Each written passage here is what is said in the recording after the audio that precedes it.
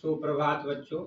Modern English school द्वारा संचालित e learning कार्यक्रम में आपका स्वागत है। मैं मिथिलेश कुमार, आपका हिंदी शिक्षक। आज की वीडियो में वर्ग सप्तम के लिए पूरक पुस्तक बाल महाभारत पाठ 6, जिसका शीर्षक भीम है, लेकर आपके सामने वीडियो के इस भाग में उपस्थित हुआ हूँ। जैसा कि आप सबों को विदित है कि कौरव और पांडव रिश्ते में भाई थे। पांडु के 5 पुत्र पांडव कहलाए। धृतराष्ट्र के 100 पुत्र कौरव कहलाए।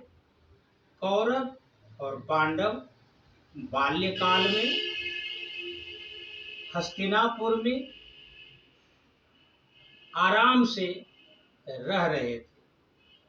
खेल कूद, धौल धप्पा, मस्ती बाल्यकाल के जो प्रचलित नियम हैं हो रहा था। बाल्यकाल में ही 5 पांडव में भीम सबसे बलिष्ठ, उसे 10,000 हाथियों का बल प्राप्त था। खेल खेल में कौरव और पांडव उधम मचाते,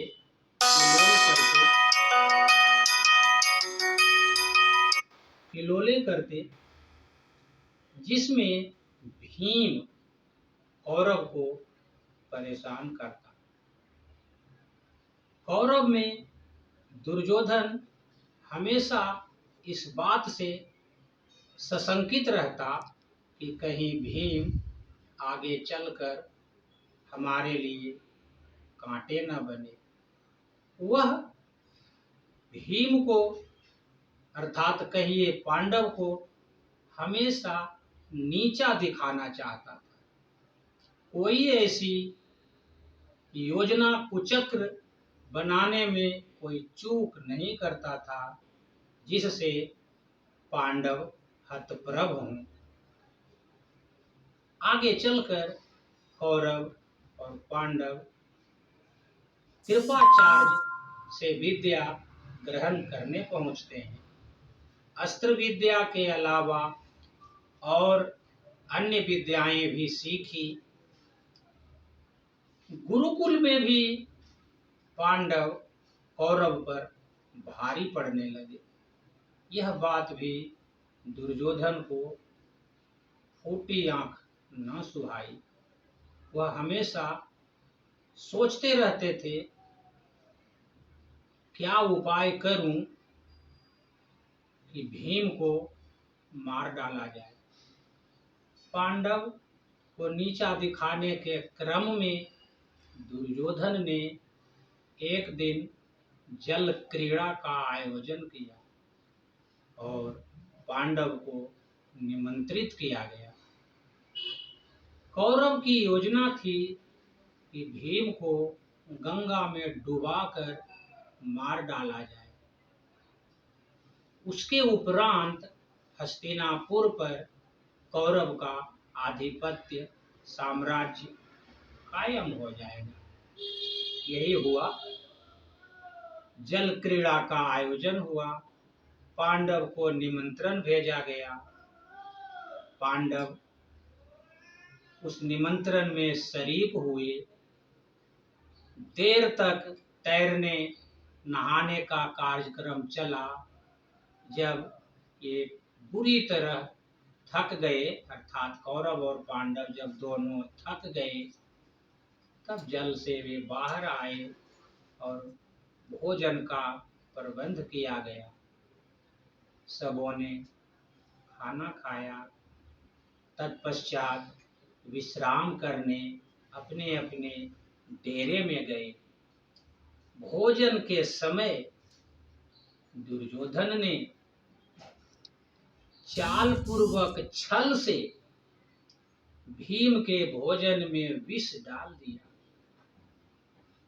विष के नशे में भीम डेरे पर वापस न आ सके वहीं नदी किनारे अचेत हो गए। दुर्योधन ने अचेतावस्था में ही भीम को पेड़ की लताओं से बांधकर गंगा की धारा में प्रवाहित कर दिया। भीम जल प्लावन के साथ साथ बहता हुआ दूर चला गया। इधर जब युधिष्ठिर और उनके भाइयों की नींद खुली, भीम को ना पाकर बेचैनी बढ़ने लगी। खोज शुरू हुई, जंगल जंगल छान मारा, नदी किनारे गए जहां जल क्रीड़ा का आयोजन किया गया था, परंतु भीम का कहीं पता न चला। इस बात से कुंती बड़ी मर्माहत हुई। उसी समय भीम झूमता झामता वापस आ गया। भीम को नेवली क्रिया आती थी। नेवली क्रिया एक जल की क्रिया है जो जल संकट में उबारने का काम आता है। तो भीम नेवली क्रिया के द्वारा अपने को बचा लाए।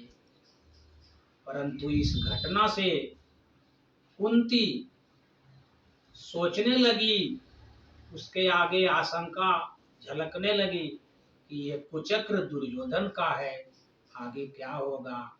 उसने राजनीति विशारद विदुर को बुलाया, मंत्रणा की। कुंती और विदुर की मंत्रणा हुई। कुंती ने अपनी चिंता विदुर पर जाहिर की कि ये सारा कुकर्म दुर्योधन का है। मैं तो आगे घोर अंधकार देख रहा हूँ। दुर्योधन राज्य सत्ता के लिए, हस्तिनापुर की गद्दी के लिए किसी भी हद तक नीचे जा सकता है। विदुर ने कहा, बहन आपकी बात ठीक है, परंतु यह समय दुर्योधन से लड़ने का नहीं है। मैं तो यहाँ तक कहूँगा कि अपना संदेह आप दुर्योधन पर प्रकट ना करें। इस बात से भीम उत्तेजित हुआ, वह बदला लेने की आग से जलने लगा। युधिष्ठिर ने भीम को भी शांत किया कि अभी समय है, हम अपने भाइयों को बचाएं और बचें। समय आने पर सोचा जाएगा। धन्यवाद। अब